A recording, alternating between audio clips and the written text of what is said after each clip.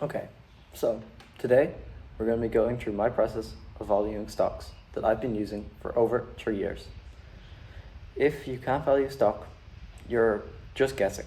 But today I'll show you exactly my process to invest like a pro and how to stop being a gambler.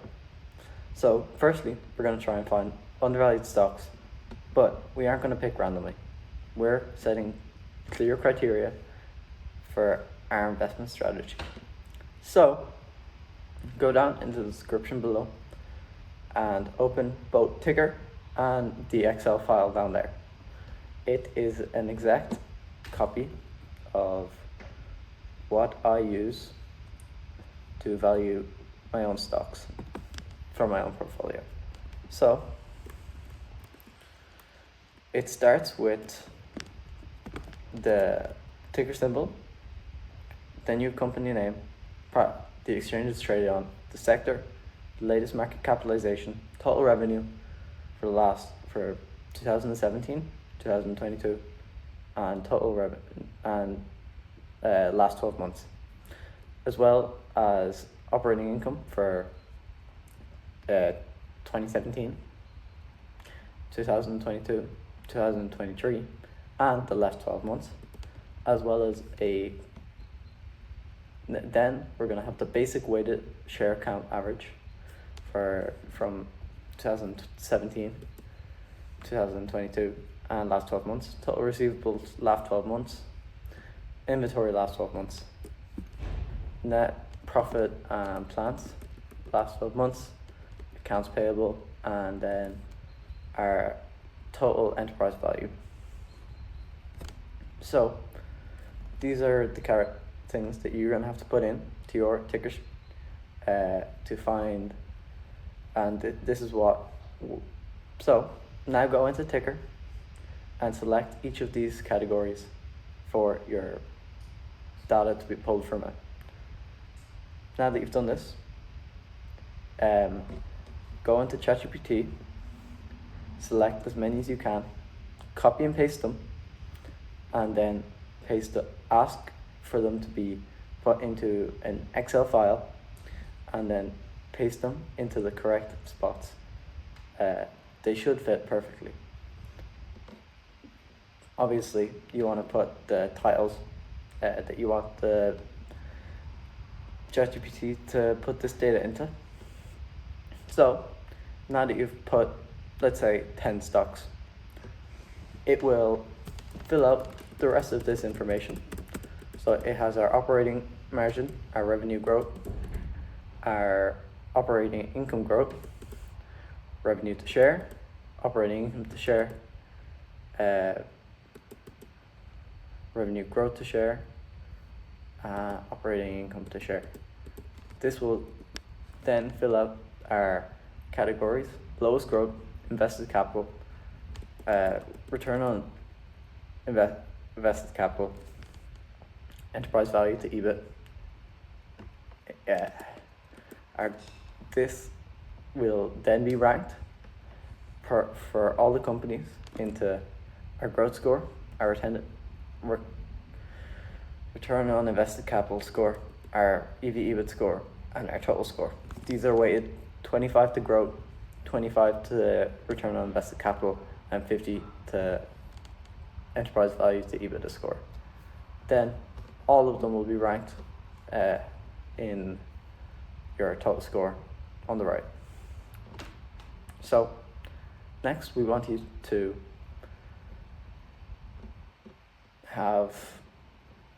go into your total score. It has a little icon, and tell it to sort from largest to smallest.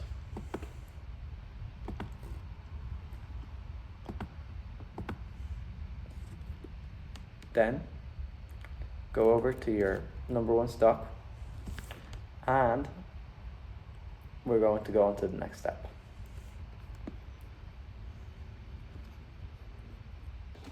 So now that you've screened these stocks for the undervalued, and now that they're ranked, we're going to go over a checklist to make sure that these companies are not undervalued because they're bad companies, but they're undervalued because people aren't seeing the opportunity in them. So our checklist is revenue growth, shorted interest, stable and growing profit margins. Our net debt is to EBITDA ratio, and make sure it's always inside your circle of competence. If any of these are false, put a 1 in the red boxes in the middle of my pre-made screener. So you want the revenue growth to be higher than -5% year over year. You want your short interest to be less than 5%. The best way I found to look this up is on Yahoo. Go into the statistic file, and it is just above your dividends for the company. I use Ticker, as I've said before, so you look up the ticker symbol, and you can then check their financials. So go into the company you're looking at's financials and make sure that they have a steady or growing profit margin. You can also check this from the screener itself. Go into the balance sheet section of their finances and go down to the bottom, and you'll find the net debt. Then go out, look at your EBIT score, make sure that the company has a net debt of less than 5 times EBITDA. We obviously want our companies to not go bankrupt and have the ability to repay their debts. Finally, the most important of all, you want the company to be inside your circle of competence. So, our circle of competence are the companies we believe we have the knowledge to value. Obviously, I personally do not feel I can value financial institutions, as I do not know enough about banks and the assets they're holding, as well as some of the in-depth research reports that I need to read to have a full grasp of this. So you pick companies or industries that you believe that you aren't ready for, as well as the ones that you believe you can value at your current level. So after you've ranked, probably have 10 companies where you're happy with their characteristics, especially Mr. Market, which is our last characteristic we want to check. This means your EV/EBIT score has been higher in the past. So you can go into the valuation section of Ticker, go down and tap enterprise value divided by EBIT, and our big graph will show you exactly how this works. If in the past it has been valued higher, then we'll go on to our next step. Going in deep analytical process to understand the business model, their competitive advantages, so their moat, the management quality of the company, the industry growth prospects, and their risks. So we need to understand what the business does and how they make money. Secondly, the competitive advantage is what stops other competitors from taking market share and reducing the profits of the company you've invested in. The management quality is what drives growth, as a company without a strong management normally leads to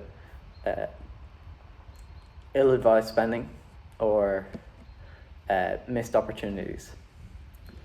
Then you don't want to be investing in a shrinking industry. Obviously, I wouldn't be investing in newspapers unless I could find a company that has assets up to 10 times its market cap, because any industry like that is growing, and all the companies inside that industry are shrinking at such a rate that you're losing 10% of the value you've invested per year. And then you want to understand the risks for both the company you've selected and the broader industry.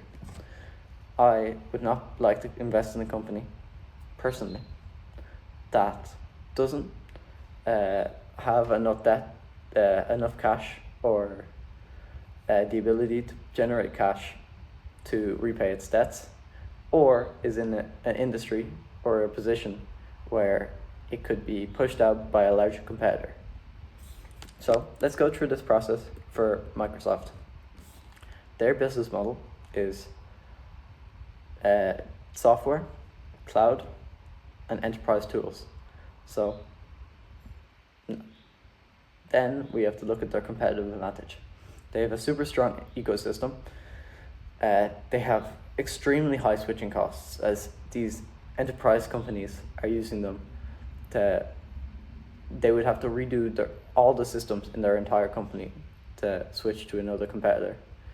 And they have rapidly growing products that they've either bought through mergers and acquisitions or developed in-house. As well as they have an amazing leadership team led by Satya Nadella, who is inspirational.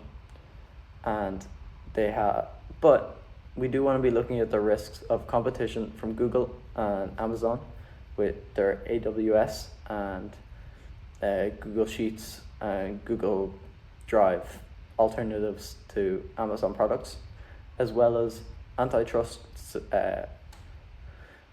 scrutiny. Obviously, it wouldn't be very beneficial if Amazon had to split into multiple different companies. It would lose some of its value that has gained from being such a market leader. Now, we're gonna look and compare the companies that we understand now to other companies in the same industry to find a relative value for the industry, so we understand we're not overpaying for a company in a underpriced industry. For this process, we're going to be looking at Coke and Pepsi. Coca-Cola is trading at a PE ratio of 30%. So that's price to earnings for anyone who doesn't know. And Pepsi is trading at a PE ratio of 20. A lower PE suggests that Pepsi is cheaper. But if Pepsi's revenue is lower than Coke, then it may not be undervalued. Coke may justify this higher valuation from higher expected growth. A stock that looks cheap isn't always the best investment. An industry and growth and the growth rate really matters. After we understand the competition in the market, we're gonna go through a DCF cash flow model to make sure we aren't overpaying for a company above its intrinsic value. So what an DCF model is you are breaking down the estimated future cash flows of a business based off its present and past growth rates, as well as revenue and operating income, as well as what they project over the next few years. Then you choose a discount rate of probably 8 to 10 for most stocks, but it should be higher for a riskier asset or riskier stock. For example, Tesla would probably have a discount rate of 15 to 20%, as it's highly risky and not completely stable. So our example we're going to be looking at is Apple. Apple's future cash flows would be estimated on probably using a 10-year trend of their growth rate over the last 10 years, maybe slightly lower for some of the later years, as Apple may be reaching full saturation in the US and European markets, but it does have some growth opportunities in newer developing areas. We're going to be choosing a discount rate of 9% for Apple, as they're not risky with such a large base of cash and capital, as well as being such a high valued company. And then, now that we've looked at this and you put your figures into your discounted cash flow, I'll actually make one and put it into the description below, so you can play around with my Apple DCF. And if you find that Apple is trading at 180, where your DCF is saying that the fair value for Apple is 150, then Apple is currently overpriced based on your expected growth and discount rate.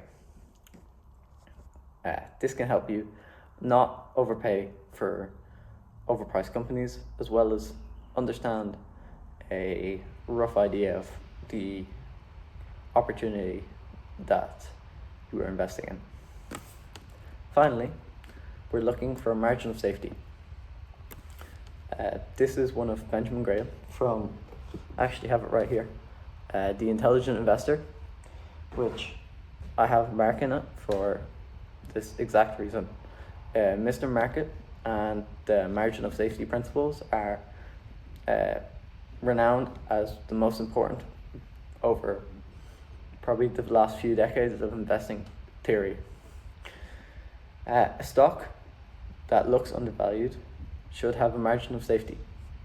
So you're probably looking for 20 to 30% under what you think fair value is.